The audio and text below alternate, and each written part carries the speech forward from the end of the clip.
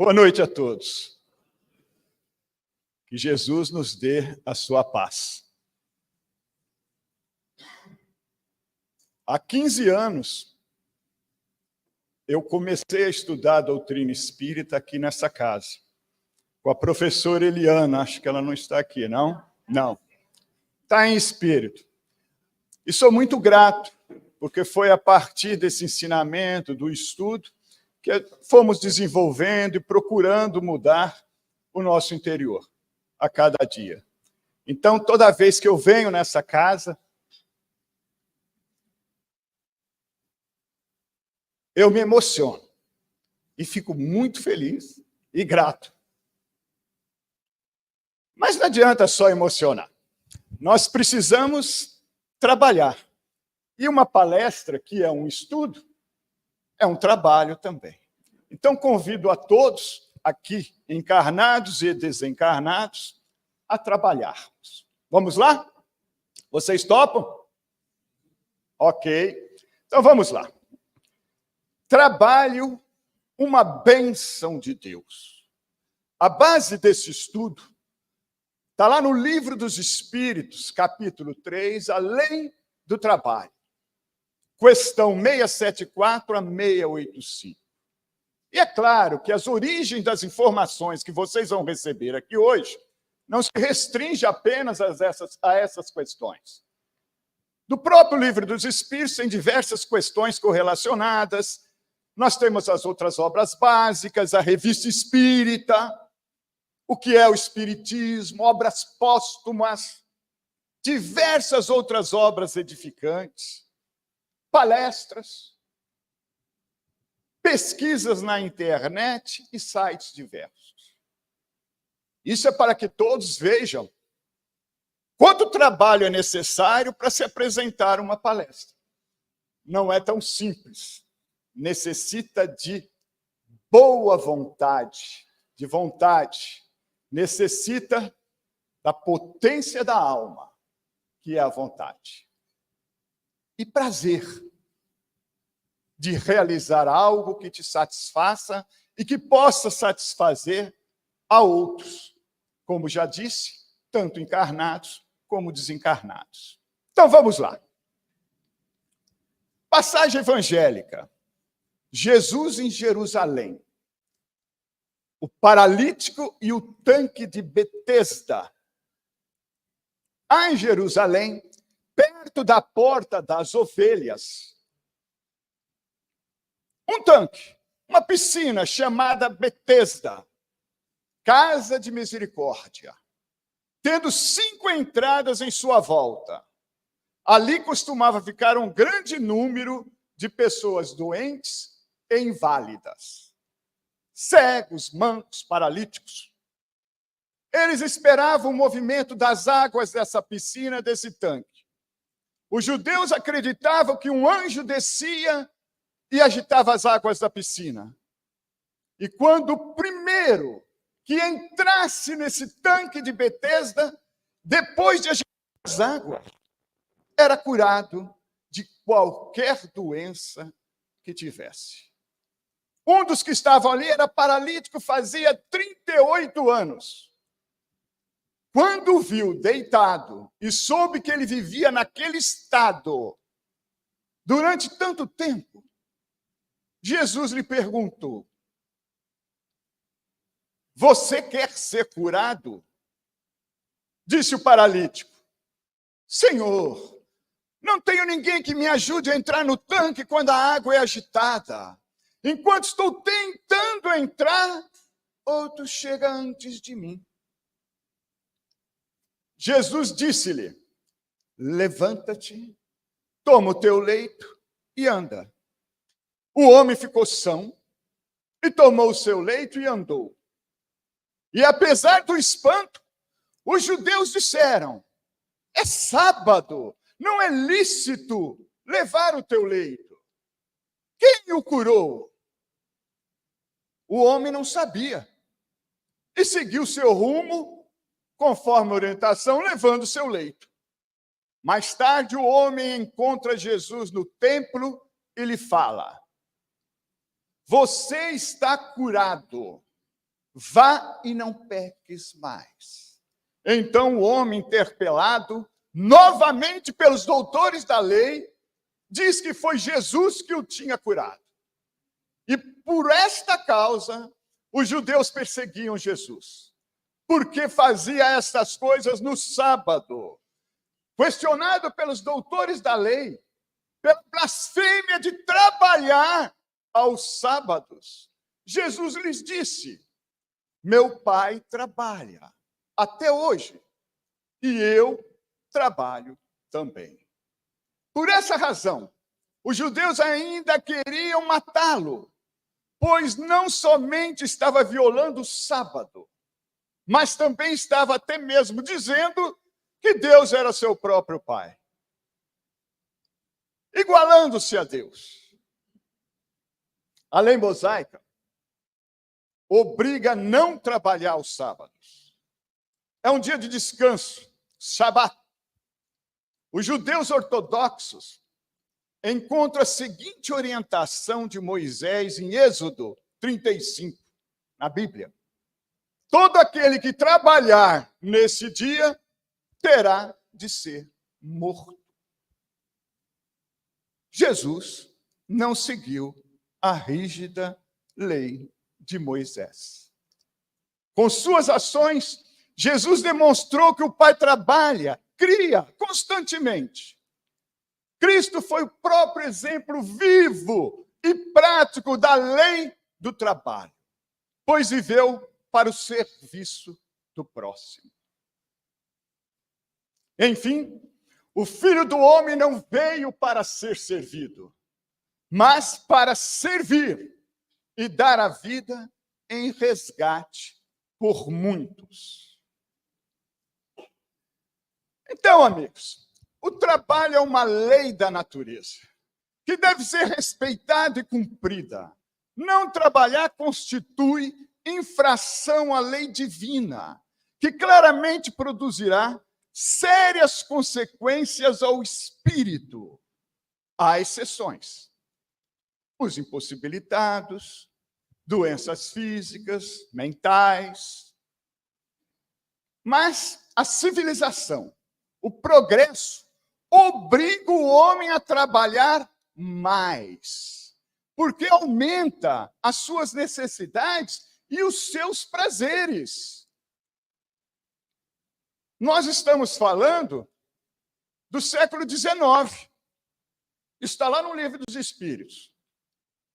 Imagine hoje, 2024, século XXI. O Espiritismo não se refere a um trabalho alienado ou ao trabalho escravo, mas a uma atividade profundamente útil ao progresso dos espíritos. Os bons espíritos nos dizem que o trabalho é toda ocupação útil, de forma que o espírito trabalha assim como o corpo.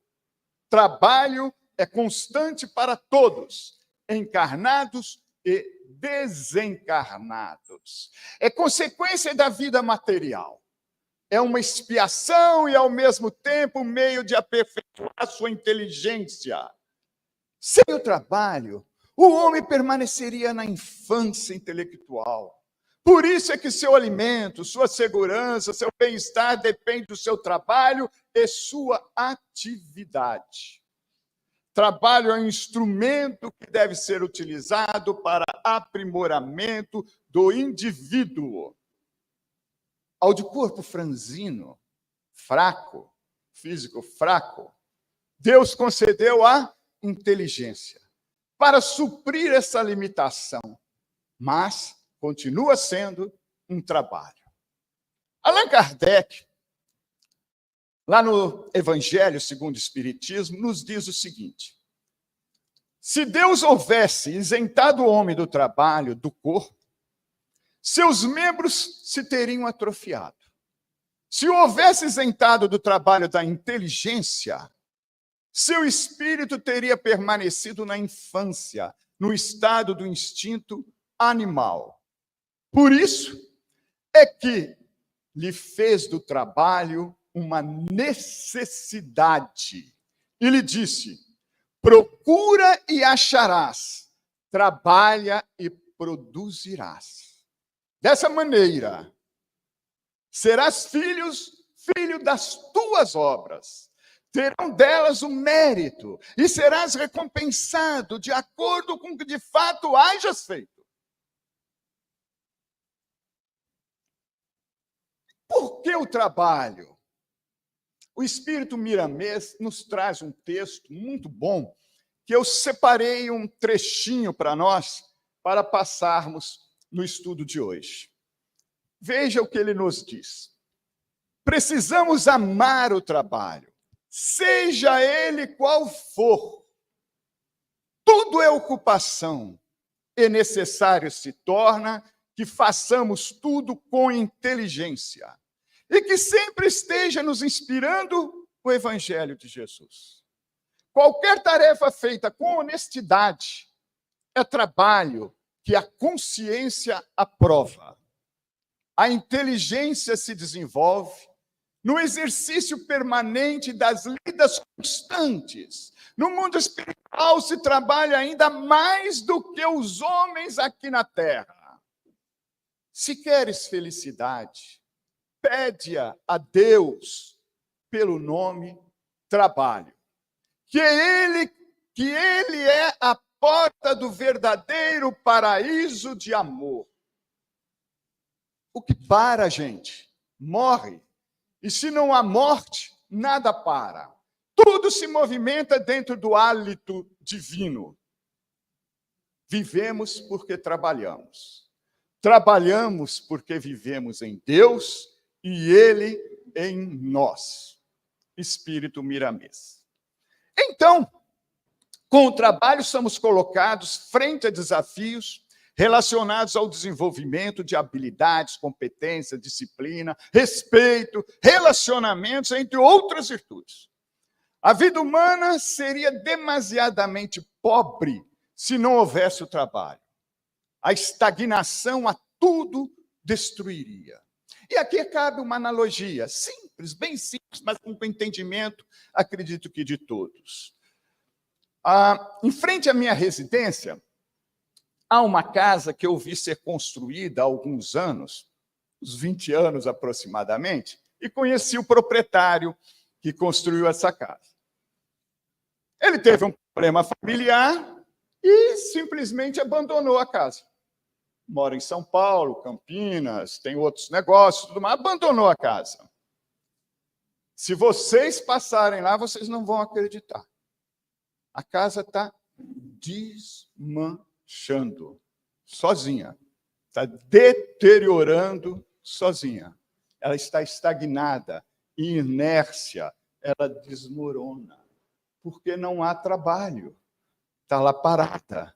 Então, a cada dia que faço, eu vejo cair um telhado, uma parte do telhado, vai uma parede, daqui a pouco é só terreno. Então, é a mesma coisa, né? Se na vida humana nós não tivéssemos trabalho. Estaríamos estagnados. Seguindo, o trabalho é um recurso valioso que possibilita ao homem o progresso, que é uma outra lei natural. Todo trabalho, braçal ou intelectual, leva à lei do progresso, desde que não prejudique a integridade física e moral do homem e do próximo. O homem cresce com o trabalho e a sociedade também. O trabalho torna o homem ousado e criativo. E quando feito com prazer, é uma atividade capaz de nos dar saúde e felicidade.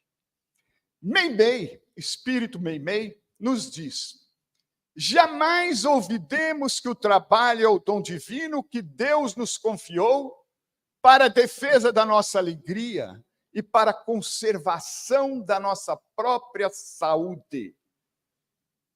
E aí cabe uma reflexão a todos nós. Lá vai a pergunta: qual o trabalho mais difícil? Quem poderia nos ajudar no estudo e dar opinião?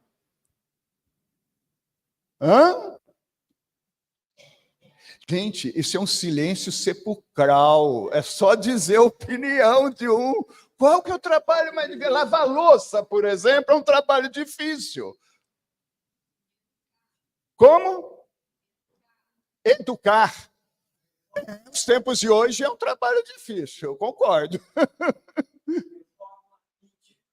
Reforma íntima. Ganhou. Não sei o quê, mas ganhou. Na minha opinião, também o é. Olha, gente, vamos lá. Consideramos o trabalho mais difícil a reforma íntima. Trabalho de dentro para fora, que requer muito burilamento interior. Não é simples. Não é simples. Para esse trabalho é necessário o quê? Conhecer a si mesmo. E boa vontade. Lá vem a vontade de novo. E boa vontade para expurgarmos todos os nossos vícios, que são muitos, e as nossas imperfeições. Assim, ao mesmo tempo que nós expurgamos esses vícios e imperfeições, cultivamos as nossas virtudes. Então, a importância de se praticar, desenvolver e realizar a reforma íntima é essencial. Vamos lá. O trabalho se modifica e se adapta de acordo com a evolução dos seres, dos espíritos. Assumindo uma posição mais sutil, no entanto, a condição de trabalho permanece presente como necessidade para a evolução. Com a evolução, nosso entendimento do trabalho se modifica. Quando o trabalhador converte o trabalho em alegria, o trabalho se transforma na alegria do trabalhador. Vou repetir. Quando o trabalhador converte o trabalho em alegria, o trabalho se transforma na alegria do trabalhador. André Luiz. Convém que todas as criaturas não se esqueçam dessa lei maravilhosa, que é a lei do trabalho com amor. Se desejamos trabalhar, façamos-lo com alegria, sem esquecermos a perfeição e o amor. A felicidade em nosso caminho, em nossos caminhos, exige que trabalhemos constantemente.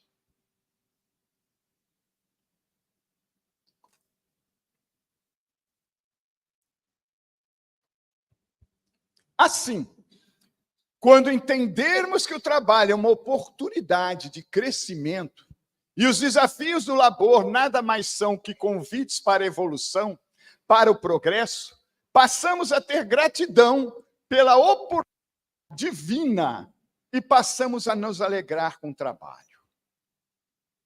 Lembremos, ou lembrando, já comentamos aqui hoje no estudo, todo trabalho, braçal ou intelectual, leva à lei do progresso, à evolução, desde que não prejudique a integridade física e moral do homem e do próximo.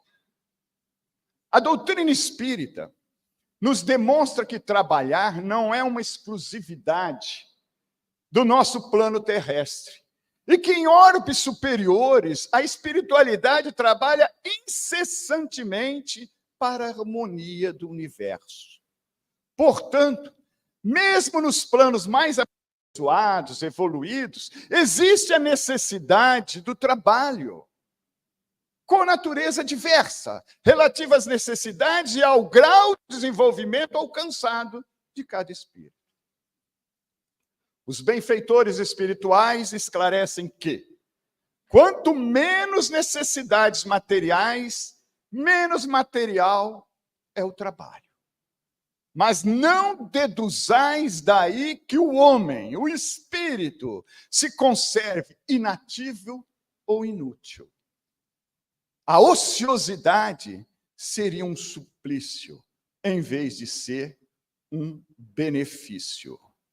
Então, aqueles que imaginam, ao desencarnar, ficar em berço esplêndido, isso não vai acontecer, tá bom, gente? Só para lembrar, quem ainda não sabe.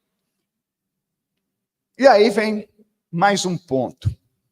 Aposentou, parou de trabalhar e adoeceu. Alguém já ouviu essa frase? A Geisa, por exemplo, ela parou de trabalhar, não estou entendendo por quê. Eu gostaria de saber por quê, que eu não a vejo mais, não sei o que está acontecendo. Parou completamente de trabalhar, não pode. Vou repetir. Aposentou, parou de trabalhar e adoeceu. Alguém já ouviu isso ou sou eu só? Sim ou não? Muito obrigado. Geisa, brincadeirinha, né? Benfeitores, o que eles nos dizem? O homem que possuía bens suficientes para lhe assegurarem a existência, talvez, possa isentar-se do trabalho material, mas não da obrigação de tornar-se útil, conforme os meios de que disponha, nem de aperfeiçoar a sua inteligência ou a inteligência dos outros, o que também é um trabalho. Esta situação aumenta a sua responsabilidade de ser útil. Aquele a quem Deus facultou a posse de bens suficientes a lhe garantirem a existência, não está obrigado a alimentar-se com o suor do seu rosto. Já trabalhou a vida inteira, mas ser útil junto aos seus semelhantes é obrigatório. Espíritos benfeitores. Tá bom? Não é o Lúcio, não, hein? Rodolfo Caligares, no livro As Leis Morais, nos informa que a natureza exige o emprego das nossas energias e aqueles que se apresentam, sentindo-se ainda em pleno gozo de suas forças físicas e mentais, depressa caem num tédio, tornando-se desassossegados, irritadiços ou hipocondríacos. Vocês entenderam? Rodolfo Caligares diz o seguinte: a natureza exige o emprego das nossas energias. E aqueles que se aposentam e não querem fazer mais nada, caem no tédio, tornam-se desassossegados, irritadiços, hipocondríacos. Ficou claro, gente? Obrigado. Então, podemos concluir que a transição do trabalho para a aposentadoria deve ser de forma dignificante, estimulando a continuidade da intenção de ser útil aos semelhantes. Lembrando sempre, trabalho é toda ocupação útil. Portanto, amigos, não seja infeliz.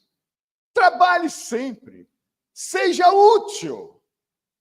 A necessidade do trabalho para sermos felizes. Os homens não devem parar de trabalhar. O ócio e a inércia geram doenças de todos os tipos. Cansado? A gente fica mesmo. Faça uma outra atividade para arejar a sua mente. Não fica ali, né? Faça uma outra coisa. Os espíritos descansam, não permanecendo em uma atividade constantemente. E nós sabemos que o repouso dos espíritos é todo moral. Está lá no livro dos espíritos essa explicação, tá? Bem, não importa o trabalho desempenhado, do mais simples ao mais complexo, todas as atividades são importantes, visto que dependemos uns dos outros sem nenhuma exceção. Todos são necessários a todos. E agora eu vou passar aos amigos um texto que está lá na Revista Espírita, novembro de 1860. Chama-se O Tempo Perdido, Espírito Macilon. É curtinho. Se por um instante pudesseis refletir sobre a perda de tempo, mas refletir muito seriamente e calcular o imenso erro que cometeis, veríeis quanto esta hora, esse minuto escoado inutilmente, e que não podereis recuperar mais, poderia ser necessário ao vosso futuro. Nem mesmo todos os tesouros da terra vô-lo poderiam devolver. E se utilizastes mal, um dia sereis obrigado a repará-lo pela expiação, e talvez de maneira terrível. O que não daríeis, então, para recuperar esse tempo perdido? Assim, pensais nisso. Não percamos tempo, ou mais tempo. E aí, como nós citamos sobre os impossibilitados de trabalhar, vamos ver o que os Espíritos nos dizem. Deus é justo. Só condena aquele cuja existência for voluntariamente inútil, porque esse vive na dependência do trabalho de outros. Aí Deus condena mesmo. Deus quer que cada um seja útil de acordo com as suas faculdades, com as suas possibilidades. É simples assim. E aqui, nós vamos agora ao livro Céu e Inferno. Nós vamos a um exemplo. Nós vamos falar com Ângela, uma nulidade sobre a Terra.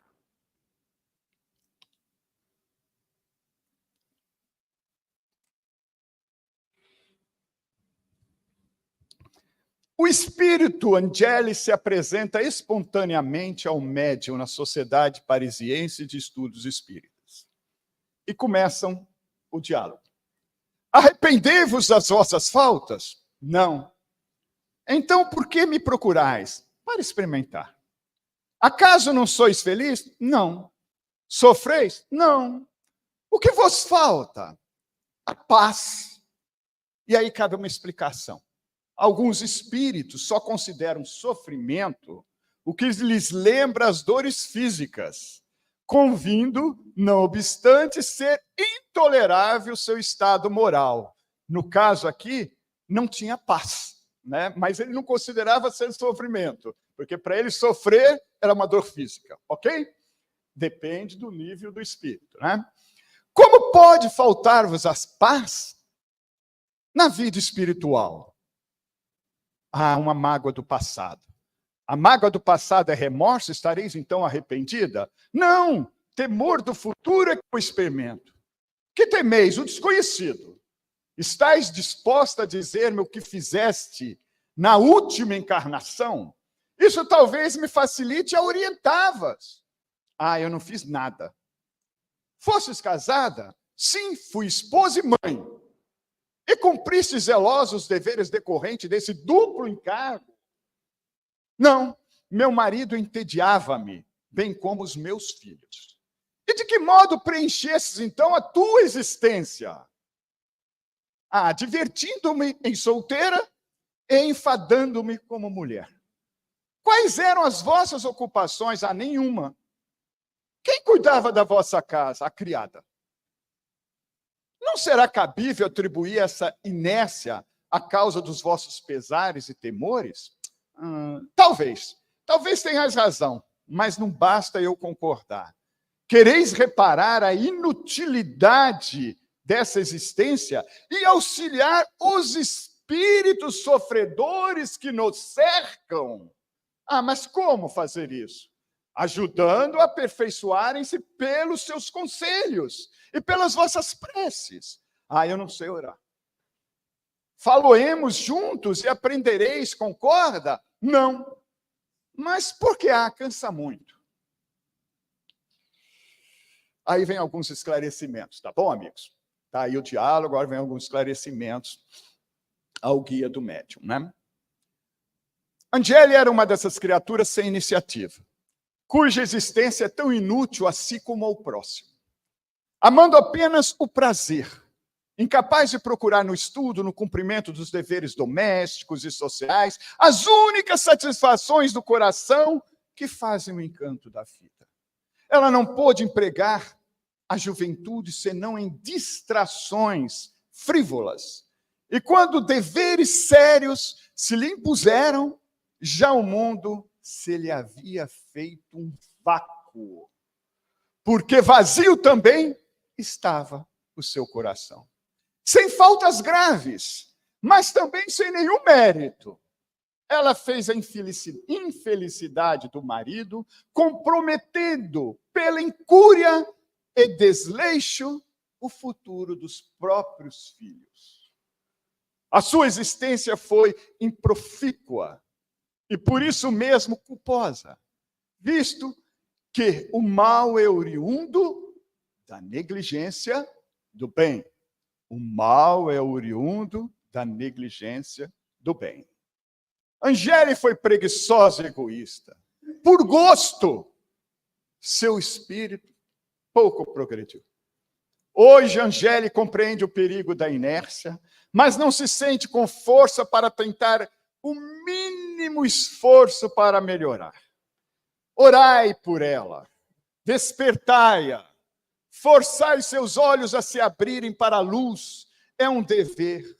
Não negligencieis nenhum.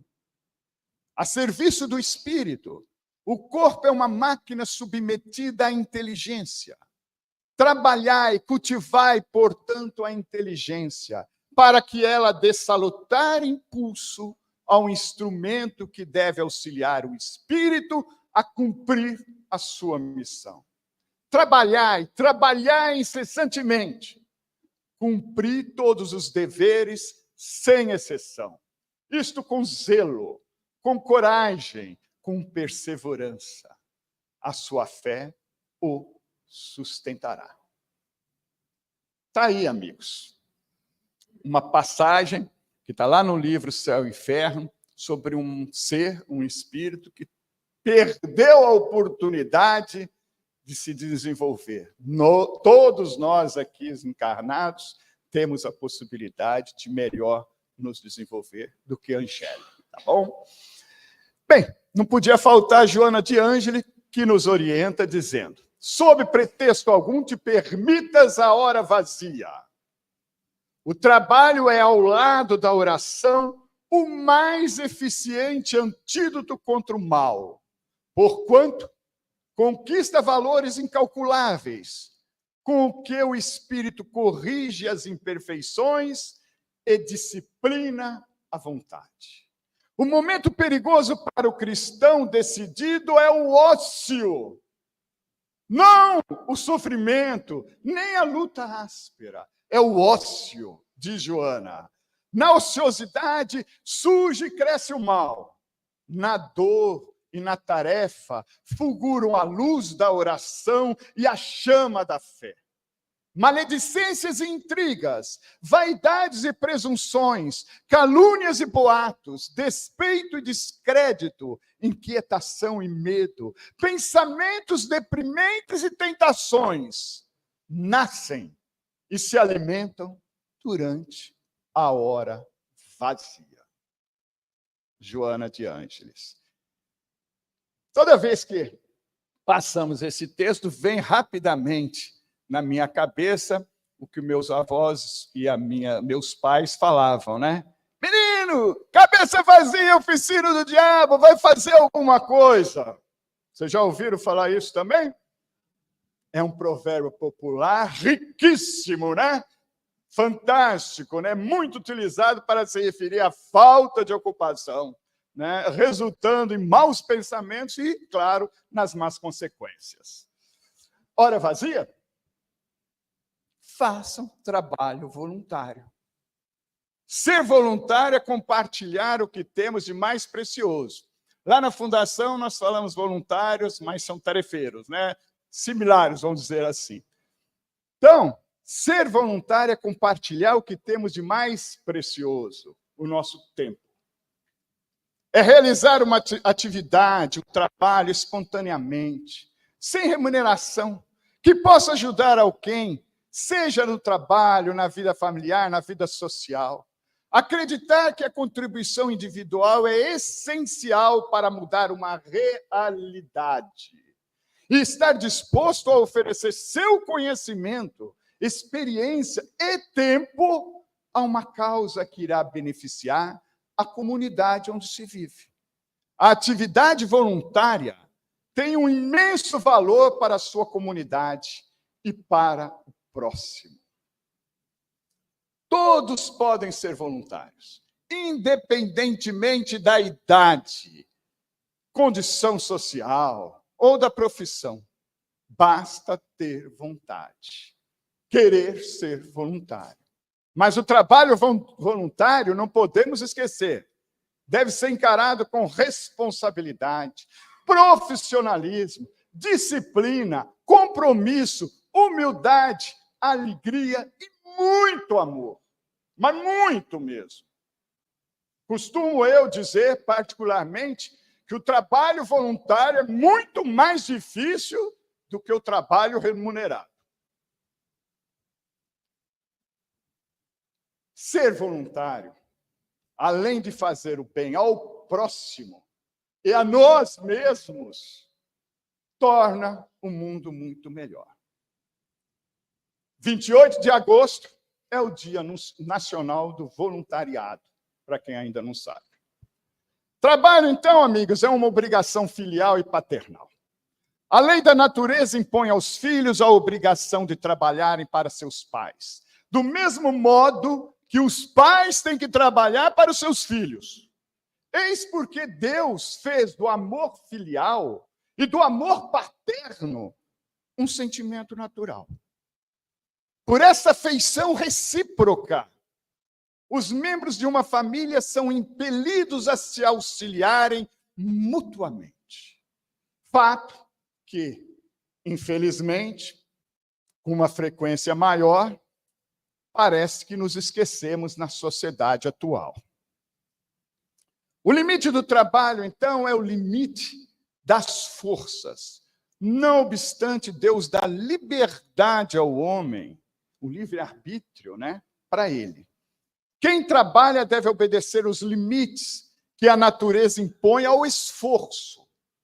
Devemos trabalhar até esse nosso limite, para que a mente e o físico suportem o esforço, sem nos aturdir ou atormentar, evitando o estresse, o curto-circuito que às vezes nós temos. Temos uma limitação orgânica. Então, cada um deve saber o limite das suas forças. Cabe a nós, portanto, definir os períodos de descanso, de repouso e o nosso limite de trabalho. Para isso, quanto mais nos conhecemos, mais conseguimos reconhecer até onde vão as nossas forças e de que forma devemos repousar. Atenção! Devemos buscar a medida do equilíbrio do trabalho e do repouso, evitando sempre que possível os comportamentos extremos. Workaholics são os viciados em trabalho, trabalhador compulsivo ou dependente do trabalho. Praticamente é uma doença, não é isso que estamos falando. Não devemos nem nos entregar à ociosidade, nem nos impor a um ritmo excessivo de trabalho. Os benfeitores espirituais, mais uma vez, nos orientam sobre os que abusaram da autoridade para impor aos seus inferiores um excesso de trabalho. Eles cometem uma das piores ações. Todos os homens, todo homem que tem o poder de dirigir é responsável pelo excesso de trabalho que impõe aos seus inferiores, porque transgride uma lei de Deus. Um senhor que tenha sido duro para com seus escravos poderá tornar-se escravo e sofrer os maus tratos que infligiu a outros em outras encarnações. Sabemos disso. A lei de ação e reação, ou a cada um segundo suas próprias obras, baseia-se num perfeito mecanismo de justiça e igualdade absoluta para todos. Não há qualquer favoritismo para quem quer que seja. Agindo bem, teremos o mérito do bem realizado. Agindo mal, teremos as consequências do mal praticado. Sabemos que o repouso é uma necessidade após o trabalho. Os bons espíritos afirmam que o repouso é uma lei da natureza e serve para reparar as forças do corpo. É também necessário para deixar um pouco de liberdade à inteligência, que deve elevar-se acima da matéria. Então, o repouso, além de recuperar as energias perdidas do corpo, possibilita a evolução necessária da nossa inteligência. Repousar é necessário. Devemos estar conscientes disso. A filosofia do trabalho é divina. A do lazer é grandiosa. E a do descanso, pelo sono, é uma necessidade, tanto para o corpo como para o espírito, para que as criaturas possam ter mais alegria e esperança de viver. Raul Teixeira nos adverte. Devemos ter o devido cuidado com esse repouso, para não equiparar o nosso repouso com a preguiça. Repouso e preguiça têm paredes contínuas. Tem paredes contínuas. Precisamos falar da velhice. O homem, na sua velhice, tem direito ao repouso, pois não está obrigado a nada senão na proporção das suas forças. O idoso, o velho, que necessita trabalhar para sobreviver, mas está fraco, sem condições físicas, deve receber a ajuda dos mais jovens, dos mais fortes, dos membros da família. Na falta desses, a sociedade deve amparar o idoso. É a lei da caridade, conforme entende Jesus. Benevolência, indulgência, perdão. Famoso BIP. Miramês nos lembra que Deus é amor. Se Jesus pede que amemos ao próximo como a nós mesmos, esses velhos, esses idosos, estão bem mais próximos pelas suas necessidades. Lembremos disso. O trabalho, então, deve ser entendido como um dos meios para obtermos sustento, ampliarmos os bens materiais e, sobretudo, a construção de valores morais sólidos, obtidos no relacionamento com o próximo. Portanto, o trabalho pode ser analisado como um processo educacional também, no aprendizado do amar ao próximo como a si mesmo. Podemos entender o trabalho como o caminho para lapidarmos as nossas virtudes. Joana volta e nos traz a seguinte mensagem: considero o trabalho o melhor meio para progredir. Quem não trabalha entrega-se à paralisia moral e espiritual. O trabalho é vida, diz Joana. O trabalho, amigos, nos alimenta. E nós somos o sal da terra. Portanto, podemos e devemos dar sabor e fertilidade à terra.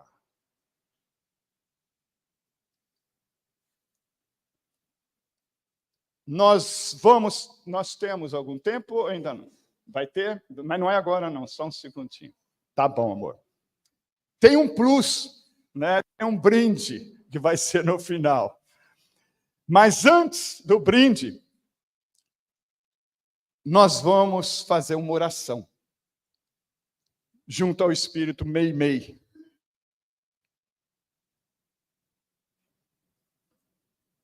A bênção do trabalho. É pela bênção do trabalho que podemos esquecer os pensamentos que nos perturbam, olvidar os assuntos amargos, servindo ao próximo no enriquecimento de nós mesmos. Com o trabalho, melhoramos nossa casa e engrandecemos o trecho de terra onde a providência divina nos situou. Ocupando a mente, o coração e os braços na tarefa do bem, exemplificamos a verdadeira fraternidade e adquirimos o tesouro da simpatia, com a qual angariaremos o respeito e a cooperação dos outros.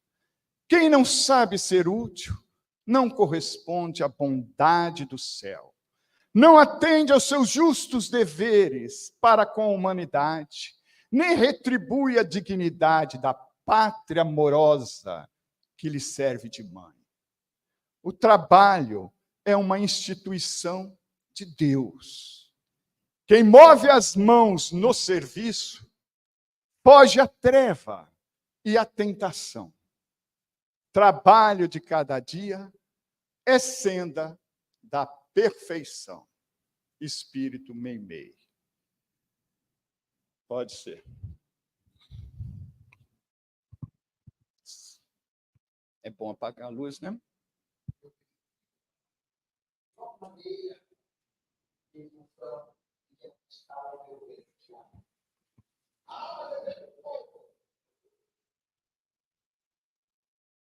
Eu vou trabalhar só de acordo com o que eu ganho.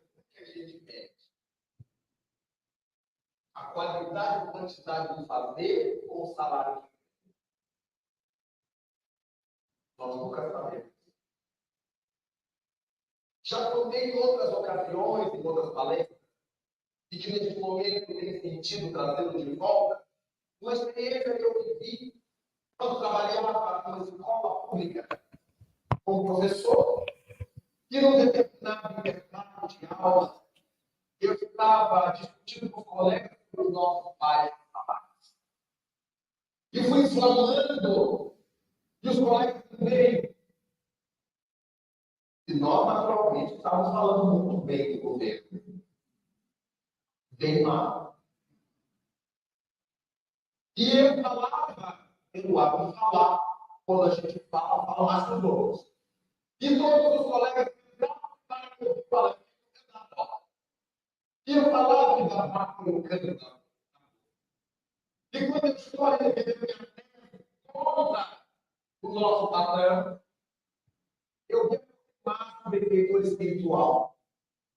O espiritual não veio de fato lendo de uma história com tanta hora, meu Deus. E aí eu fui modulando a minha parte, diminuindo, e os colegas ficam hoje. Continua algo, eu vou repetir. Eu fui calando já minha boquinha, porque ele tem um compromisso de misericórdia na chamada de atenção de olhar. E o reitor me perguntou o que é que tu falas tanto. E aí, mentalmente, ele disse: o salário que a gente ganha, a vida que a gente tem que levar. E ele respondeu: mas está tudo certo. Vocês não são chamados ao mundo para cruzar o braço. Mas tu já poderias pensar pela qual estão todos vivendo essa situação. No passado, você fazia de conta que trabalhava. Dizendo que as pessoas foram iludidas. Vocês pediram da misericórdia divina a oportunidade de voltar para o governo. Agora, já que vocês já ganharam, só tem que fazer ao lado. E recebem uma ajuda de custo que o governo chama de salário. Quando vocês tiverem dado conta dessa dívida social, o Senhor os retirará aqui. E eu perguntei, que falta muito? E certamente ele não me respondeu. O problema é a hora da devoção. Quando a gente se formou, tem o diploma, fala do Senhor das línguas, não. Mas eu perguntei, ganhar tudo pelo tipo que tem, para não ir embora. E cobrar outro de se não tiver uma ciência da lei de causa e efeito, não dá para ver. Julgando bem, sem nos darmos conta de que estamos no tempo ou tempo. Quem estiver agindo corretamente, pode estudar. Quem estiver falto do telhado, não desça. Quem estiver buscando simbologia do trabalho, não volte, não retorne. Quem estiver trabalhando, continue trabalhando. Não vamos a conversa que diz, Igor, você está matando. Vale a pena.